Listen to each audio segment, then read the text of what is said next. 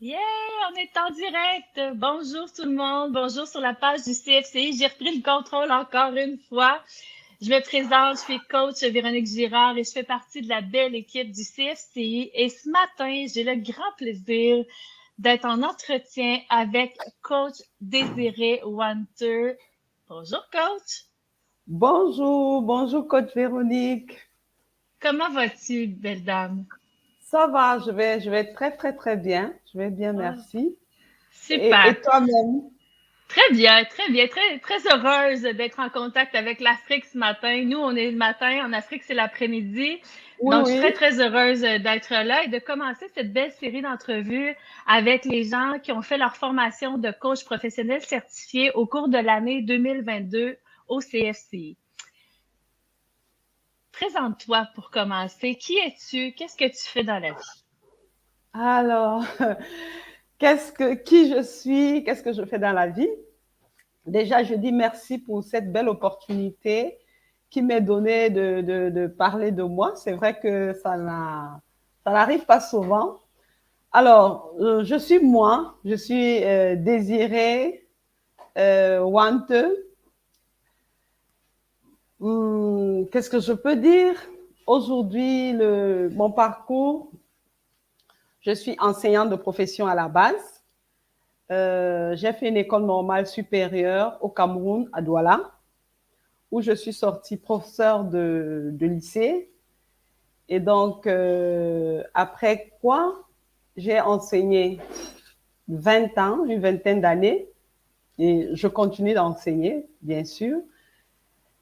Et donc, après l'école normale sup, je décide comment je veux dire, je décide d'enseigner, bien évidemment. Et après quoi, dans le processus, je me sens investie d'une autre mission, celle d'accompagner des gens.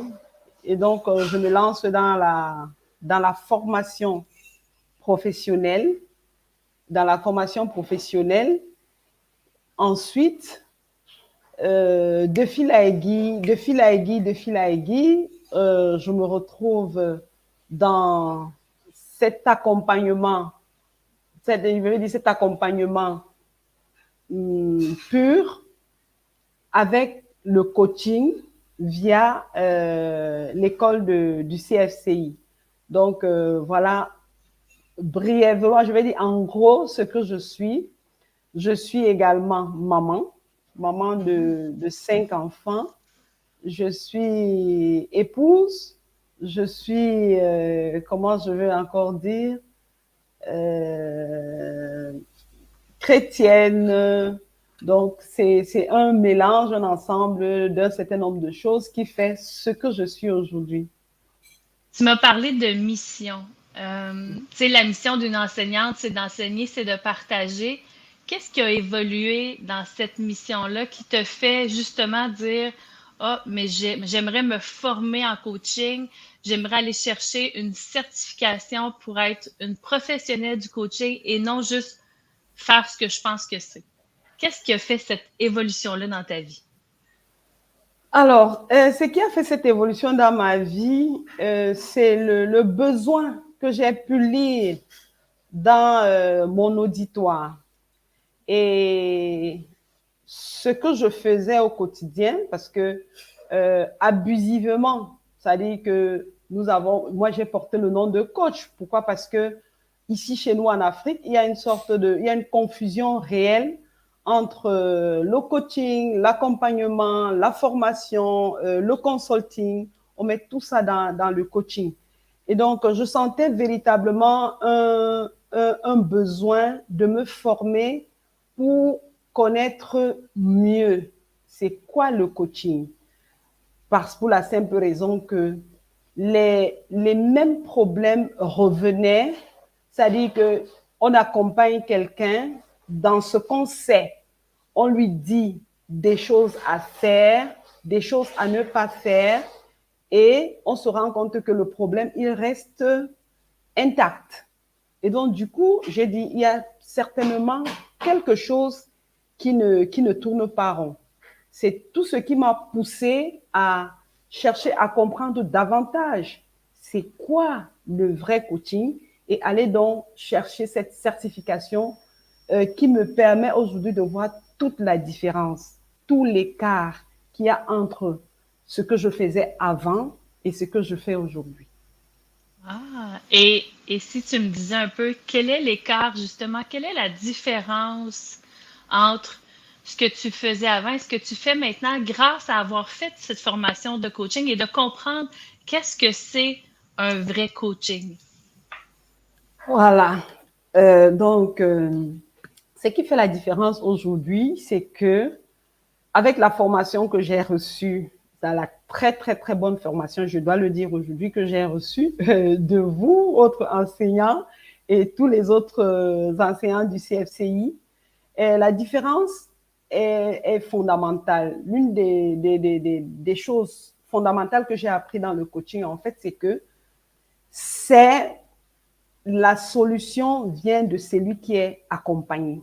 C'est-à-dire qu'il ne revient pas au coach de donner une sorte de posologie, de tout mâcher à la personne qui l'accompagne. Le coach a des outils qui aident le coaché à aller trouver au-dedans de lui ses propres ressources.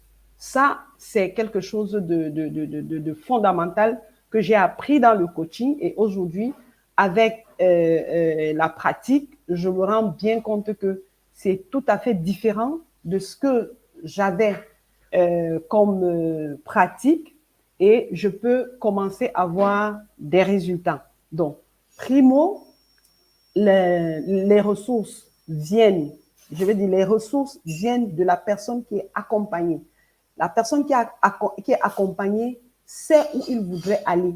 Le coach est à ses côtés pour l'y amener par un questionnement puissant. Et donc, c'est un peu comme si le coaché est celui-là qui mène le bateau. Ça, c'est une chose que j'ai vraiment apprise dans le processus. Également, le coach, lui, il s'efface pour que la personne qui est accompagnée grandisse. Ça, dans le processus antérieur, c'était le coach qui était un peu mis en vue, c'est lui qui dit des choses, c'est lui qui... Non, mais aujourd'hui, j'ai compris que le coach s'efface pour que le coaché grandisse. Donc, ça, c'est une grosse différence. Et tous les autres outils tels que l'écoute active, l'écoute attentive, la bonne écoute et également l'observation dans la gestuelle de la personne, dans la façon dont il voit les choses qui peut être tout à fait différente de ce que moi je vois, sans que je veuille que le coaché voie les choses à ma façon, à moi, et donc le prendre dans son entièreté, dans ce qu'il est, pour pouvoir l'accompagner avec toutes ses ressources. C'est bien dit, c'est bien dit. Moi, j'aime dire que un grand coach va pas te montrer comment il est extraordinaire, mais il va te faire voir comment toi tu es extraordinaire. C'est ce qui fait les grands coachs, selon moi. J'aimerais savoir, Désiré, je comprends très bien que le coaching a changé ta façon de faire en affaires, en entreprise. Euh, J'aimerais savoir, parce que c'est pas vrai que ça change juste ce qu'on fait en entreprise, ça change d'abord qui on est, notre façon de voir la vie. Quel a été l'impact du coaching dans ta vie personnelle à toi? Alors, quel a été l'impact du coaching dans ma vie à moi? Vraiment, aujourd'hui, c'est-à-dire que je suis reconnaissante parce que j'ai été la première bénéficiaire de cette formation. Première bénéficiaire, pourquoi? Parce que je commence ma formation de coaching par ce bel outil, la PNL, la base PNL. Et donc là, je découvre que, ça dit que ça c'est une phrase qui est aujourd'hui la mienne, que j'ai fait mienne, la carte n'est pas le territoire.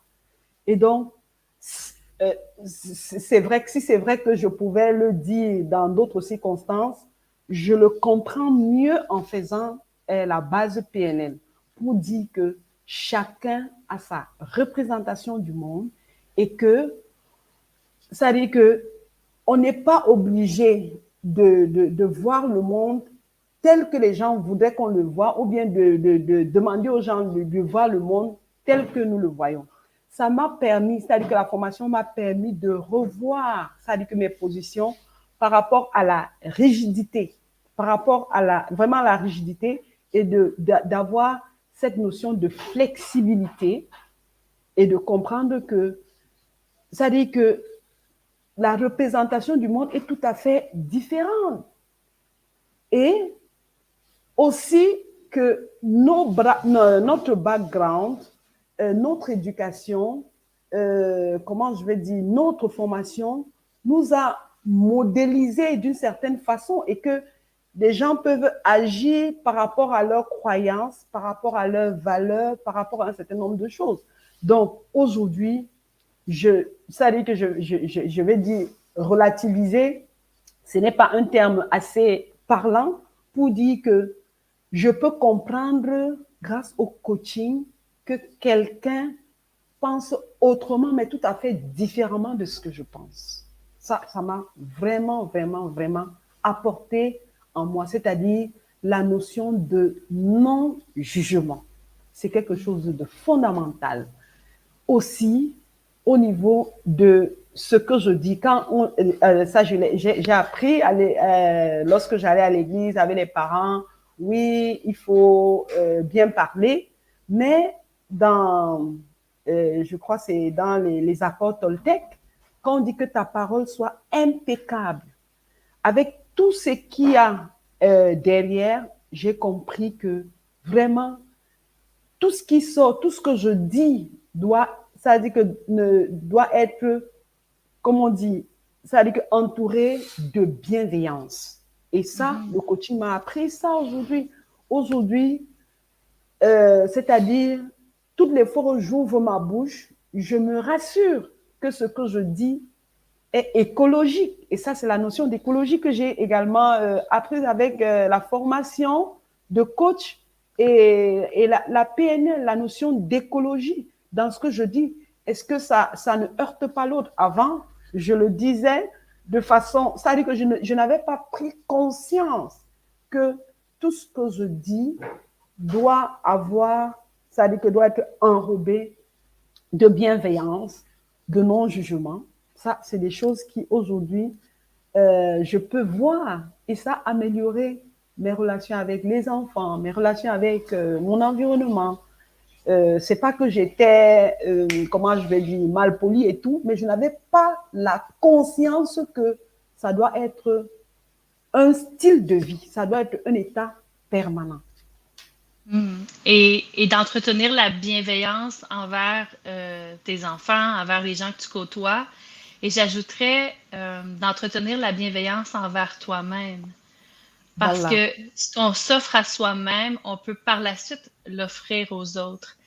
Et Voilà. c'est pour ça que les formations de PNL, les formations de coaching et tout ce qu'on peut faire en croissance et en développement personnel nous sert d'abord à soi, à mieux se connaître, à être conscient de certaines choses, par la suite pouvoir l'offrir aux autres, donc le partager. Et c'est là, je pense que ça fait toute la différence parce que ça nous fait évoluer, ça nous fait grandir et tout le monde bénéficie en fait d'une formation de coaching. Fantastique. C'est ça. C'est ça, coach Véron. Ouais. C'est ça. Et ton parcours, qu'est-ce que tu as vu, toi? Parce que je me rappelle quand moi j'ai fait ma formation, ça a été aussi une grande année de transformation, de commencer le coaching et de le terminer. Il y a comme une évolution qui est quand même rapide qui se fait parce que oui, on apprend à être coach, mais en même temps, on apprend à mieux se connaître, on apprend à prendre conscience de certaines choses qu'on ne savait pas. Donc, ça nous fait aussi nous-mêmes beaucoup, beaucoup évoluer. Qu'est-ce que tu as vu, toi, comme plus grande évolution entre le début de ton parcours et la fin de ton parcours? Alors, et comme évolution, Déjà, si je reviens un peu sur mon parcours, j'ai enseigné, je continue de le faire. Après l'enseignement, je lui ai dit, pendant que j'enseignais, je suis rentrée dans un système de distribution. Ça veut dire, j'ai commencé à faire du business. Commencer à faire du business parce que, je le dis souvent, hein, si on se limite au salaire que nous recevons en tant qu'enseignant, vraiment, on ne peut pas je veux dire, s'autoriser une certaine aisance au niveau de la vie de tous les jours. C'est ce qui a fait que je décide, parallèlement avec ma profession d'enseignante, de faire du business. Ça veut dire, j'ai commencé à distribuer des produits. Je suis rentrée dans un système de marketing relationnel, de marketing de réseau. Et c'est même dans cette activité que j'ai pu accompagner des groupes, c'est-à-dire qu'à l'atteinte des objectifs. Et c'est ça qui m'a poussé dans les processus de formation, à chercher davantage pour pouvoir atteindre les objectifs des équipes que j'accompagnais, qui étaient parfois mes équipes et parfois d'autres équipes. Alors, je dois dire qu'au niveau de l'évolution, depuis que j'ai fait du coaching, je fais des choses vraiment différemment. C'est-à-dire, euh, le résultat, c'est vrai que le résultat, il est important, mais ce n'est plus tant que ça, le résultat. C'est le processus. La notion de processus, ça veut dire que je l'avais, mais je n'avais pas vraiment intégré. C'est-à-dire, j'ai compris que il faut, c'est-à-dire que me fier au processus. Je fais ma part. Je fais de mon mieux.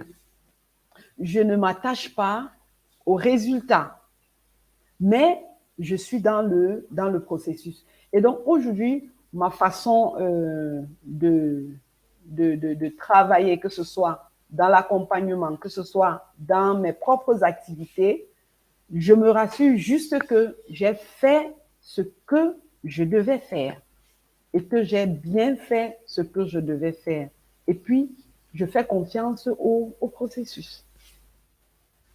Donc, ça, c'est un élément que j'ai bénéficié. Et également, j'ai aussi bénéficié de ce que tu parlais tout à l'heure de moi en tant qu'individu. C'est-à-dire que comprendre que je suis la personne la plus importante, en fait.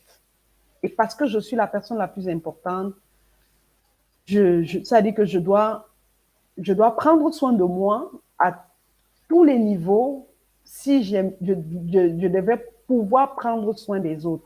Parce que la vérité, c'est que dans mes processus antérieurs, on pense aux autres et on s'oublie. Mais parfois même, ce qu'on veut donner aux autres, on n'arrive pas à leur donner parce qu'on ne se l'est pas déjà donné.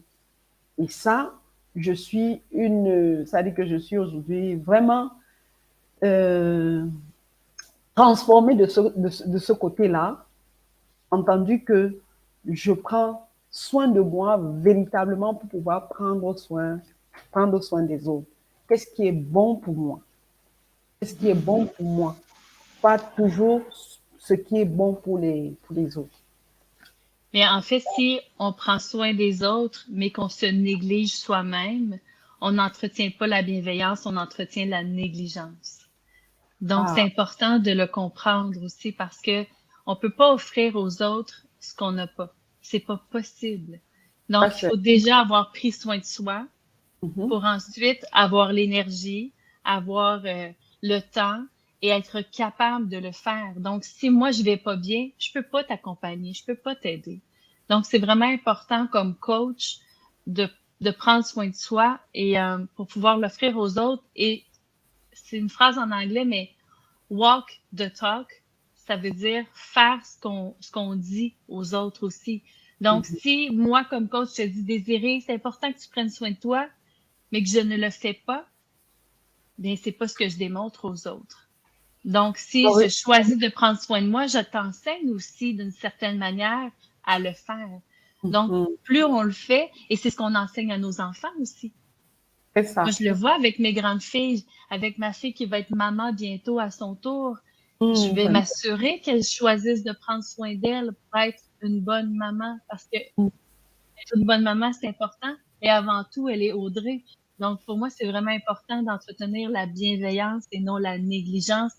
Et ça veut pas dire être égoïste. C'est pas Égoïste. vrai. Pas du tout. Pas du tout. Non, non, non, non, pas du tout. C'est juste être capable d'être bien avec soi-même pour offrir le meilleur aux autres, finalement. Mhm. Hmm. C'est vrai. Mhm. Si je te laisse le mot de la fin, Désiré, avec quoi tu aimerais terminer ce bel entretien? Alors, avec quoi j'aimerais terminer ce bel entretien? C'est de dire que aujourd'hui en Afrique, beaucoup n'ont pas compris la nécessité de se faire accompagner. Et parce qu'on n'a pas compris la nécessité de se faire accompagner, beaucoup vont tourner en rond, vraiment tourner en rond, avec parfois, selon eux, tous les moyens pour pouvoir atteindre les objectifs, mais ils ne les atteignent pas. Aujourd'hui, plus que jamais, ça c'est un message que je lance à ceux qui aimeraient faire le pas qualitatif, je le dis souvent, de se faire accompagner. Les coachs, il y en a beaucoup sur le marché, mais bon, j'aime pas beaucoup utiliser le mais parce que c'est pas très très écologique. Les coachs, il y en a sur le marché. Il faut euh, se faire accompagner par des coachs qui ont l'étoffe pour le faire. Et pour avoir l'étoffe de coach, il faut être allé dans une école, avoir été formé. On devient coach, on ne naît pas coach. Pourquoi? Parce que le coaching, je peux vous montrer, ça c'est toute la documentation que j'ai, ça c'est toute ma documentation. C'est-à-dire que pour avoir ma certification de coach, c'est-à-dire que ça c'est en dehors des lectures, en dehors des heures de visionnement, en dehors de.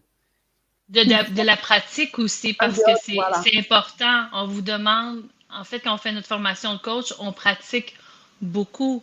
On pratique Mhm. avec nos collègues, les enseignants nous surveillent d'une certaine manière pour s'assurer, et c'est une façon d'apprendre aussi. Donc, ce n'est pas que de la théorie, ce n'est Mhm. pas que de lire ou d'avoir de l'information, c'est vraiment de la pratique aussi. Donc, c'est un processus de devenir coach qui est plus grand que juste lire des livres, en fait.